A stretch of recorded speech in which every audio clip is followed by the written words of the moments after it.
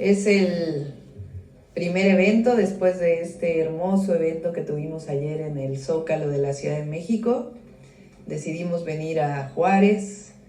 Mañana vamos a estar en Jalisco con nuestra compañera Claudia, que inicia también campaña a la gubernatura de Jalisco.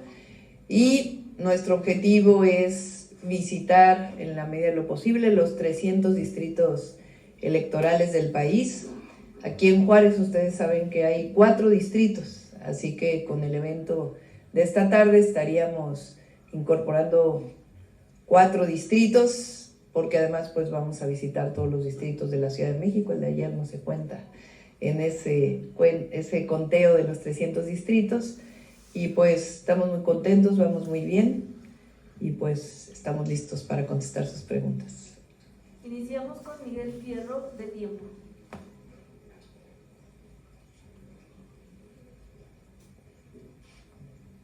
Muy buenos días, doctor. Buenos días. No me pongo de pie para no tomar a los Sí. de cámara.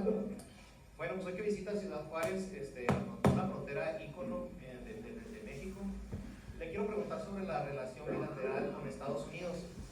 Y bueno, precisamente la relación bilateral se centra principalmente ahorita en 3 temas: migración, también lo que tiene que ver con seguridad, sobre todo pues el tráfico de drogas o de armas, que es lo más destacable, y también la relación comercial, esos 3 aspectos. Usted ayer comentó muy claramente que quiere cuidar el legado del presidente López Obrador, y en sus 100 puntos ayer solo mencionó en cuanto a política exterior coordinación, no subordinación. Por eso quiero preguntarle qué cambios propondría en la relación bilateral, qué se puede mejorar en migración, que está sufriendo ahorita pues un importante problema en todo lo que conlleva el tráfico humano, y también qué propondría en cuanto a la relación comercial y qué propondría en materia de seguridad, pero solo en la relación bilateral en la frontera. Y ya de pasada, porque también en Estados Unidos va a haber campañas, quisiera preguntarle si les mandaría un mensaje a los aspirantes, especialmente al presidente Biden y al presidente Trump, pues para que no vayan a agarrar a México de piñata ahora que van a tener elecciones también allá en Estados Unidos. Gracias. Bueno, muchas gracias. En la relación con Estados Unidos, México hoy es el principal socio comercial de los Estados Unidos. Eso se logró hace 2 años. El tratado, el TEMEC, con Estados Unidos y Canadá, pues es fundamental para las 3 economías, no solamente para la economía mexicana, sino que hoy, siendo el principal socio comercial, pues es fundamental para la economía de Estados Unidos y para la economía de Canadá. Se está dando este fenómeno que ya el año 2023 fue el año de mayor inversión extranjera directa prácticamente en la historia de México, y es un fenómeno que le llaman el nearshoring o la relocalización de empresas, de muchas empresas, sea por los problemas que hubo durante la pandemia en la distribución de mercancías, en las cadenas de mercancías, este problema que hubo en el transporte marítimo entre China y América, particularmente Estados Unidos, y también pues la relación de Estados Unidos con China, que ha hecho que muchas empresas que tenían empresas en China quieran venirse a México. Pero también la situación económica hoy de México, lo hablé en su momento con el director, el presidente de uno de los fondos más importantes de BlackRock. Él habla, y con quien me he reunido, de los empresarios, sean nacionales o extranjeros, de un momento especial de México en donde todo el mundo está viendo a México para poder invertir. Y es muy importante esta inversión porque no solamente es para el mercado nacional, sino también para el mercado de Estados Unidos. Históricamente aquí en Ciudad Juárez ha habido la maquila. Nosotros queremos que sea mucho más allá de la maquila, que cree cadenas de valor a nuestro país, que nos generen mayores beneficios. Entonces la relación comercial con Estados Unidos es fundamental, y por eso va a seguir habiendo coordinación, cooperación, por la relación y además por la amistad que hay entre los pueblos y por los mexicanos y mexicanas que viven en Estados Unidos, nuestros paisanos y paisanas, a quien siempre debemos apoyar. ¿Qué situaciones se han planteado? El tema de la migración. Nosotros vamos a seguir insistiendo con cualquiera de los dos presidentes que llegan, sea el presidente Biden o el presidente Trump, que la mejor manera, la más profunda, la que resuelve de largo plazo, es invertir en los lugares en donde las personas quieren migrar, porque migran por necesidad, no migran por gusto. Lo dijo el presidente Biden en la cumbre que tuvieron en México, en la Ciudad de México. Lo dijo así tal cual: hay que apoyar a las familias porque las familias no migran por gusto, sino por necesidad. Entonces, esa va a ser y va a seguir siendo nuestra posición, que es cooperación para el desarrollo. Que haya un apoyo a México, pero principalmente a Centroamérica y a otros países en donde hay migración para llegar a Estados Unidos. Y también pues apoyar a los migrantes que deseen o que pasan por nuestro país de distintas formas, pero fundamentalmente la cooperación para el desarrollo. En materia de seguridad, ayer presenté, que por cierto, además de decir no subordinación, sino una relación entre iguales, ayer hablé de la política exterior de México, que constitucionalmente establece la autodeterminación de los pueblos y una relación de paz con todos los pueblos del mundo y de procuración de la paz en el mundo entero, y así va a ser. En cuanto a la seguridad, ayer lo planteé, el tema de seguridad en el país, desde mi perspectiva, y lo dice el presidente en sus conferencias cuando habla de seguridad, sí habla de atención a las causas, pero también habla de cero impunidad. Y desde mi perspectiva, esa es la política que debemos seguir. Por un lado, seguir atendiendo las causas a los jóvenes. Además de Jóvenes Construyendo el Futuro, nosotros vamos a desarrollar, entre otros 2 programas, además de ampliar el número de universidades de educación para los jóvenes. Un programa que se llama Barrio Adentro, que visita a los lugares en donde hay mayor índice delictivo, vinculado con un programa que se llama Jóvenes Unen al Barrio, que lo hicimos en la Ciudad de México y nos dio muchos resultados. Se trata de involucrar a los jóvenes, actividades deportivas y actividades culturales, con un apoyo mensual de alrededor de la mitad del salario mínimo, que permita sacarlos de la delincuencia o evitar que lleguen a la delincuencia en ciertos lugares donde es importante. En la Ciudad de México estimamos que sacamos 11,000 jóvenes de vínculos con la delincuencia gracias a este programa.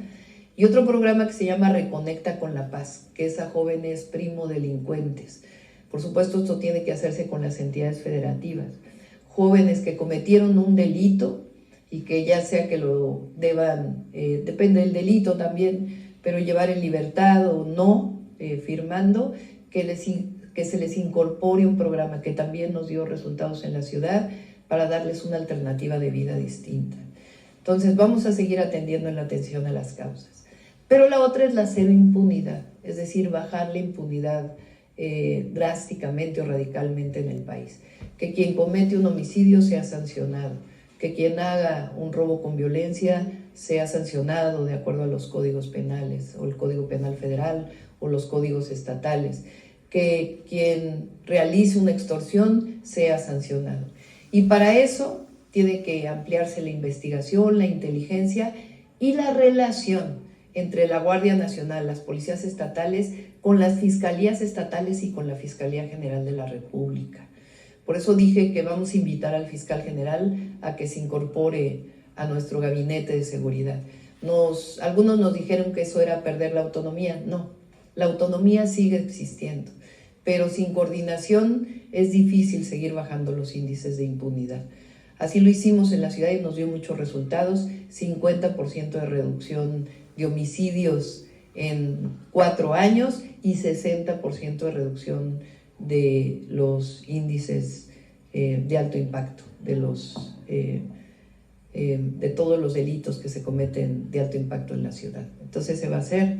Creo que con eso contesto tus 4 preguntas, y para decirle a cualquiera que elija el pueblo de Estados Unidos, sea el presidente Trump o el presidente Biden, que siempre vamos a estar defendiendo a nuestro país, la soberanía, que no utilicen a México como parte de las elecciones, que bastantes problemas tienen Estados Unidos, que resuelvan o procuren mencionar la respuesta a los 100,000 jóvenes que mueren cada año por consumo de fentanilo y que más bien procuren una relación de coordinación, cooperación con el pueblo de México, con su gobierno.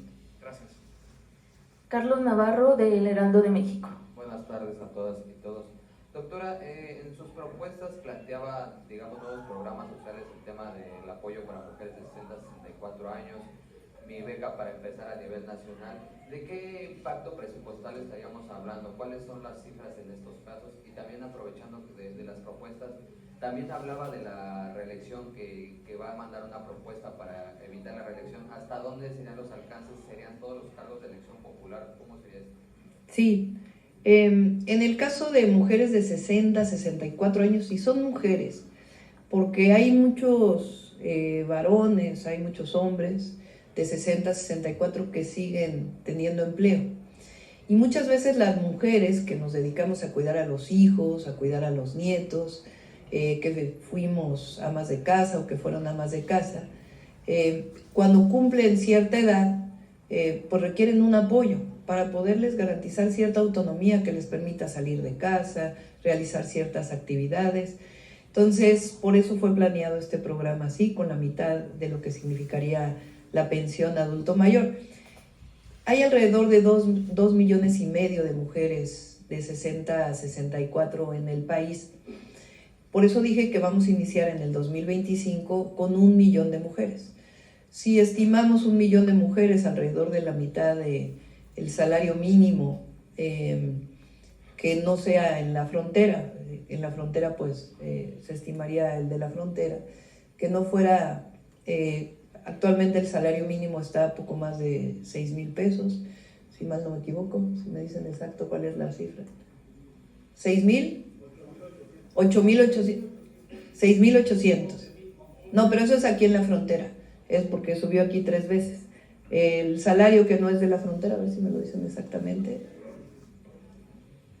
calculando 2,000 pesos, por ejemplo, que es la mitad de la pensión, o 1,500, por 1 millón de mujeres por 12 meses, estaríamos hablando de alrededor de 18,000, 20,000 millones de pesos. Eso es lo que estimamos para el primer año y sabemos ya de dónde lo vamos a obtener.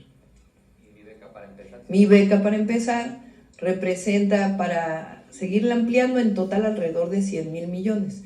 Por eso dijimos que va a ser paulatina.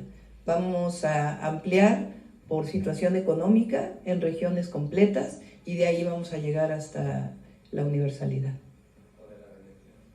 Sobre la reelección, nosotros tenemos una evaluación de qué ha significado la reelección en diputados y senadores principalmente. Y desde nuestra perspectiva creemos que no ha generado resultados y que al haber reelección hay muchas otras personas de cualquier partido político que desean participar que tienen limitaciones para participar. Entonces creemos que regresar a los 3 años y a los 6 años de senadores es una buena medida que finalmente se desarrolló en el país por muchísimos años y por eso planteaba yo a partir del 2030, porque finalmente pues no queremos afectar a quienes hoy llegaron a las diputaciones y que se discuta para que pueda ponerse en marcha en el 2030. Preguntarle Además, si uno hace una encuesta en el país, la mayoría de las personas no aceptan la reelección en el país completo. Alrededor del 70% de las personas, 75% están en contra de la reelección. Xóchitl Gálvez hablaba que hay un México con miedo. ¿Considera usted que hay un México con miedo, doctora? Pues en todo caso habrá temor de que regrese la corrupción, pero no tienen por qué preocuparse, porque va a seguir la transformación. Y ya por último, entonces, de acuerdo a lo que acaba de explicar de la estrategia de seguridad, ¿estaría replicando el pueblo de México? Ajá. ¿Estaría replicando el modelo de seguridad que llevó a cabo la ciudad? Incluso hace unas horas lanzó su segundo spot donde habla de... Sí, y además ahí lo planteo nuevamente. De quienes participamos en la contienda, La única que tiene experiencia en reducir los índices delictivos soy yo. Lo hice en la Ciudad de México. Tenemos proyecto, tenemos estrategia y sabemos cómo hacerlo.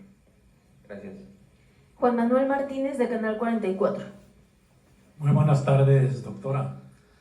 Me gustaría mucho, primeramente, decirle que en estos momentos estamos transmitiendo en vivo para Ciudad Juárez, para Chihuahua, para Delicias, para Ciudad Cuauhtémoc, Tijuana y Mexicali, Baja California. Quiero preguntarle primeramente sobre el tema de la frontera en específico. Se habla mucho de la frontera, relaciones bilaterales, cosas importantes, pero los fronterizos nos sentimos hasta cierto punto históricamente abandonados por un centralismo feroz, no solamente que tiene que ver con la federación, sino que tiene que ver con los gobiernos estatales, en donde la distribución de los recursos que genera la frontera no se ven reflejados a la hora de distribuirlos con las zonas que nos interesan directamente a los fronterizos. De eso se habla poco, se habla sin mucha interés, diera esa sensación. Ahorita que usted empieza una campaña, a mí me gustaría preguntarle qué harán en este sentido para que los juarenses, los fronterizos de la zona norte, digamos, nos dan o nos regresan lo que las inversiones, lo que el propio mercado local genera y que no llega de manera igual. Bueno, hay que decir que el presidente López Obrador hizo un programa especial para todas las ciudades fronterizas. Aquí el salario mínimo aumenta al triple. Aquí no se pagan los impuestos que se pagan en otros lugares del país. Eso ha sido muy importante. Entonces, vamos a continuar con este apoyo a la frontera. Ayer lo dije, a las ciudades fronterizas. Y eso ha sido muy importante.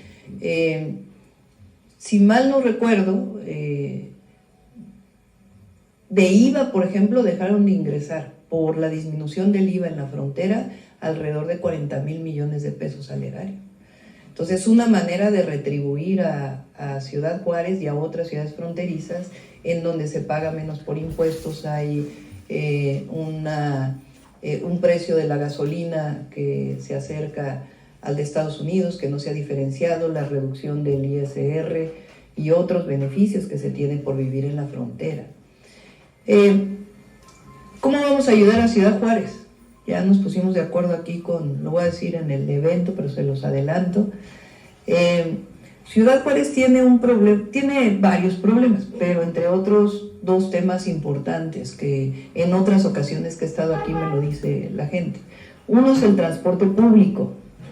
El transporte público es un tema formalmente del Estado, pero nosotros vamos a apoyar a Juárez, particularmente en la Panamericana, porque se puede considerar una avenida federal, y ahí vamos a poner un sistema de trolebuses. Ya lo acordé con Cruz Pérez Cuellar, está confinado el carril y nos vamos a poner de acuerdo para que en esa y en otras zonas hagamos un sistema de transporte para el bienestar municipal. Si quiere apoyar el Estado, bienvenido, pero vamos a apoyar para poder que Juárez tenga un buen sistema de transporte. Se usa mucho el transporte de personal de las propias empresas o de la maquila, pero sigue siendo una necesidad y la gente gasta mucho en Uber, en estas aplicaciones telefónicas, en taxis. Entonces vamos a apoyar para un sistema de transporte público. Y la otra muy importante que platiqué con las mujeres de la maquila, yo ayer hablé no de guarderías, porque guarderías es para guardar a los niños, aunque el IMSS sigue llamándolas de esa manera, no estancias infantiles, porque eso es una cuestión muy perversa que instaló Calderón y que era en realidad un negocio, pero sí centros de educación inicial que tienen el mismo objetivo, cuidar y proveer de educación inicial, porque los niños y niñas desde la primera infancia aprenden. Aquí en Juárez, no traigo en este momento, pero en Juárez hemos estimado que para las mujeres que trabajan en la manufactura se requerirían alrededor de 60 nuevas centros de educación inicial del IMSS y los vamos a instalar en Juárez. Vamos a apoyar a las mujeres de la Maquila, que es una demanda histórica para que sus hijos e hijas tengan un lugar seguro, que ellas puedan estar tranquilas.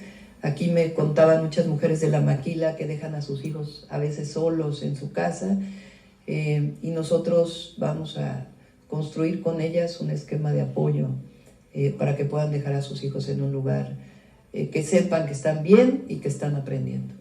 Gracias. Laura Cardoso, de Grupo Fórmula. Hola, estoy por acá. Hola, otra vez.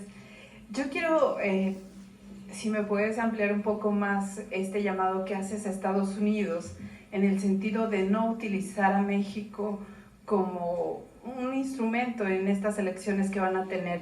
Y si en este llamado se incluye al buen trato y al respeto de los derechos humanos de los migrantes, sobre todo los que se quedan atorados en la frontera, que todos los puntos fronterizos ocurre lo mismo, en especial poner énfasis en los niños, quienes hemos trabajado reportajes en las fronteras, nos damos cuenta que los que más sufren son mujeres y niños. La otra que tiene que ver, todas las fronteras tienen características especiales, comparten algunos problemas, y si hay un llamado en especial a los mandatarios de Centroamérica a hacer algún programa en coordinación con México para detener un poco estos flujos migratorios, sobre todo que, como lo mencionaste hace un momento, y que tiene que ver, darles oportunidades en los lugares de origen para que no tengan que salir forzados, ya sea por la violencia, el no tener dinero u otras cosas. Y la otra que tiene que ver con las mujeres aquí en Juárez, y que ha sido un llamado histórico a tener mayor protección, mayor cuidado, y que sin duda te lo hicieron saber el día que visitaste las Maquilas. ¿Qué te dijeron entonces? Gracias. Sí, vamos a insistir siempre en la relación de igualdad con Estados Unidos, y que no se utilice el tema de la migración como el tema central de las elecciones en Estados Unidos, y particularmente en contra de las mexicanas y de los mexicanos. Insistirles en que debatan sobre el tema de la cooperación para el desarrollo, que ese es el tema central para atender la migración. México ya destina una parte de los recursos importantes para Sembrando Vida en El Salvador. También se apoya a jóvenes en Honduras. Y lo podemos seguir haciendo y lo vamos a seguir haciendo. Pero obviamente con las economías que tenemos, pues Estados Unidos lo puede hacer todavía más, puede alcanzar a mucho más jóvenes en Centroamérica para apoyarlos de tal manera que no tengan que emigrar.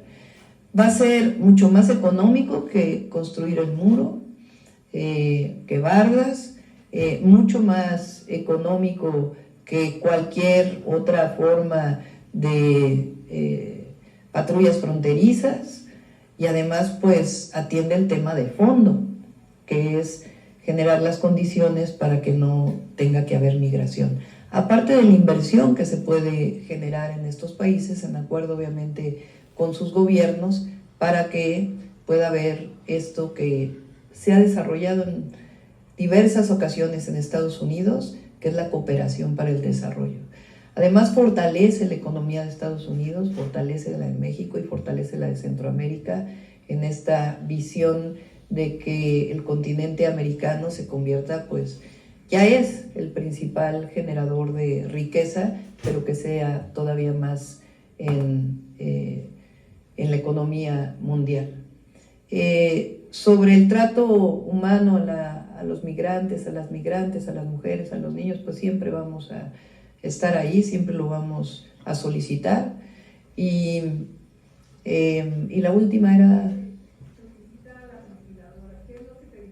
Sí, estuve aquí hace tiempo platicando con ellas, estuvimos en un desayuno. Ellas agradecían mucho el incremento en el salario mínimo, y la mayoría de ellas platicaba justamente de este tema, muchas de ellas están solas, no llegaron aquí con su familia, sino que vinieron solas hace tiempo o recientemente. Ya son a veces 3 generaciones de mujeres, la abuela, la madre y la hija, que ellas mayor de edad y a su vez tiene hijos, y esta necesidad de poder dejar a sus hijos en un lugar seguro. Muchas de ellas pues hablaron de temas muy difíciles y muy dolorosos, de tener que dejar a un hijo, una hija solo en su casa, para que ellas puedan proveerles de lo necesario trabajando. Ahora, con este salario, no necesariamente trabajan 2 turnos, pero algunas de ellas sí. Se procuran entre ellas y se apoyan, pero evidentemente se requiere un apoyo del Estado para poder ayudarlas. Salvador Miranda, del Heraldo de Chihuahua. Buenas tardes, doctora. Preguntarle, retomando el tema de seguridad, pues aquí en el país se han registrado muchos, se han incrementado los hechos violentos de alto impacto. ¿Alguna estrategia que tenga dentro de sus propuestas para durante su campaña y pues inhibir estos tipos de delitos, si va a continuar con la política del actual gobierno federal de abrazos no balazos? Y el tema también de seguridad, pero con la presencia militar en los patrullajes, ¿estos operativos de militares va a continuar en las ciudades y si se va a extender a otros estados del país? Aprovecho la tercera pregunta y última. Se va a reunir con un grupo de empresarios, bueno, aparte de que ellos vayan pues a hacer algunos planteamientos, ¿usted tendrá alguna propuesta en concreto, entregarles algunos estímulos fiscales? ¿Qué les ofrecerá Claudia Sheinbaum al grupo de empresarios locales? Sí. A ver, sobre el tema de abrazos no balazos, yo siempre lo he dicho. La secretaria de Seguridad Pública del Gobierno de México, Rosa Isela Rodríguez, siempre dijo: abrazos no balazos no quiere decir que estemos cruzados de brazos, desde el Gobierno de México. Y nunca se planteó que era, como ahora se dice, abrazos a los delincuentes, que es lo que usa la oposición. Es en contraposición a la guerra contra el narco.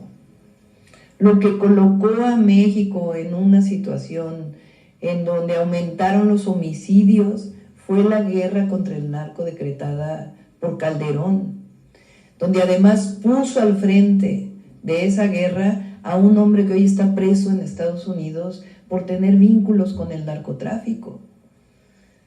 Entonces, frente a la guerra, que sigue siendo su propuesta, nuestra propuesta es la construcción de la paz. Y para construir la paz y la seguridad, como bien dice el presidente, se requiere justicia, pero justicia en un sentido amplio. Justicia para los jóvenes, principalmente para las y los jóvenes. Justicia en el sentido de justicia social. Durante 36 años se les llamó a los jóvenes ninis, peor, rechazados, porque no podían entrar a una universidad o a una preparatoria.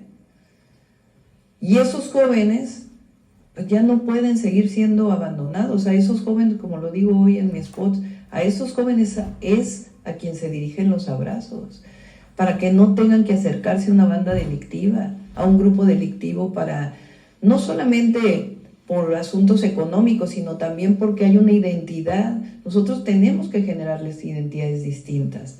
Y por eso Jóvenes Construyendo el Futuro, y por eso los programas de jóvenes que vamos a impulsar. Ayer dije que todas las universidades públicas del país van a ser gratuitas. Yo luché de joven por la gratuidad de la educación superior. Voy a llegar a ser presidenta y va a ser una realidad. Y además vamos a abrir 300,000 espacios adicionales en las universidades públicas actuales, en las Benito Juárez y en la SER Nacional, la Rosario Castellanos y la Universidad de la Salud. 300,000 espacios más.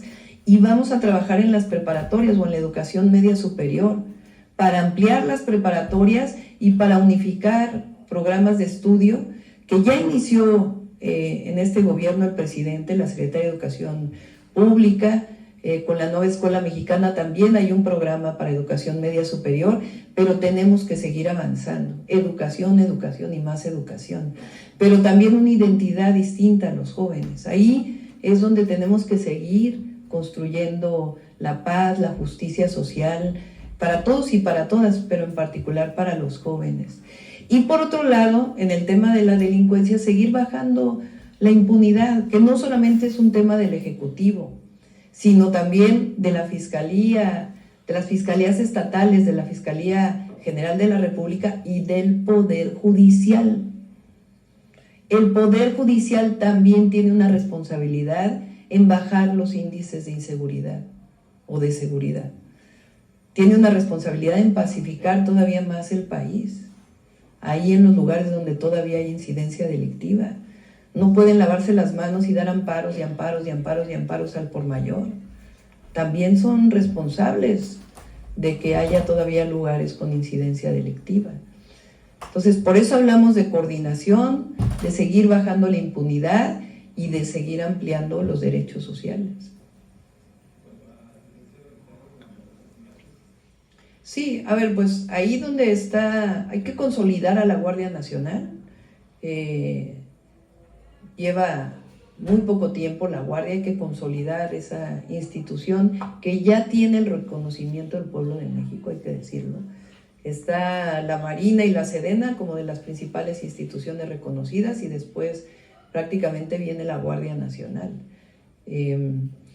Entonces hay que consolidar la Guardia Nacional, hay que fortalecer los patrullajes en las carreteras para disminuir los robos en carreteras y también el que sean primero respondientes en coordinación con las policías estatales para pues, la detención de un delincuente que en nuestro país tiene que venir de una carpeta de investigación de la Fiscalía.